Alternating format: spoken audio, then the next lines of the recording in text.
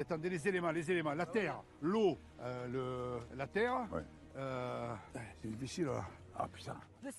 La 28e saison de Koh-Lanta, sous-titrée Les Reliques du Destin, a débuté sur TF1 le 3 mars dernier, lançant 20 aventuriers dans une compétition acharnée pour la survie et le dépassement de soi.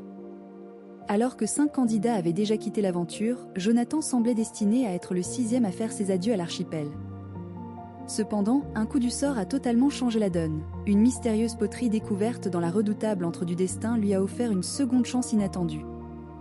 Le message révélé par la poterie était clair et stupéfiant. Vous restez dans l'aventure, mais vous intégrez la tribu adverse. Après un 6e conseil riche en émotions, Jonathan, dont on sait qu'il est un fin stratège grâce à sa profession de responsable des risques dans les paris en ligne et sa passion pour le poker, a ainsi été contraint de rejoindre le camp ennemi. Ce transfert inédit marque un tournant historique dans l'émission culte de survie, Koh-Lanta, présentée par l'emblématique Denis Brognard, et promet une dynamique de jeu complètement chamboulée par la stratégie audacieuse que Jonathan compte mettre en œuvre. Malgré une victoire à l'épreuve de confort, la tribu jaune a malheureusement perdu l'épreuve d'immunité face aux rouges, les forçant à se réunir au conseil pour éliminer l'un des leurs. C'est Jonathan, alors âgé de 36 ans et se considérant comme un apprenti Robinson, qui a récolté le plus de votes contre lui. Cependant, loin d'être abattu, il est entré dans l'antre du destin avec une confiance remarquable, pressentant peut-être la suite. Son intuition s'est avérée juste, il a découvert la relique providentielle lui offrant non seulement de rester dans l'aventure, mais aussi de rejoindre l'équipe adverse, les Rouges. Contre toute attente et malgré l'élimination prononcée par ses propres coéquipiers, Jonathan ne nourrit aucune rancune envers les Jaunes.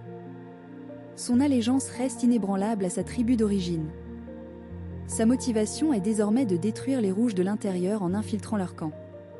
Je vais leur faire croire qu'ils peuvent me faire confiance, confie-t-il avec détermination.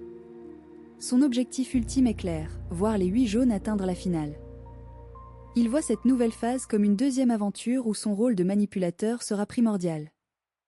Je vais leur faire la commedia dell'arte aux Rouges, mais je reste jaune. Je vais rentrer en mode stratège sale. Les Rouges ne sont pas prêts, prévient-il, annonçant une guerre psychologique sans merci et un niveau de stratégie jamais vu. Cette manœuvre audacieuse de Jonathan promet des épisodes à venir de Koh-Lanta, les reliques du destin absolument palpitants, remplis de revirements de situation et de suspense insoutenable pour les téléspectateurs.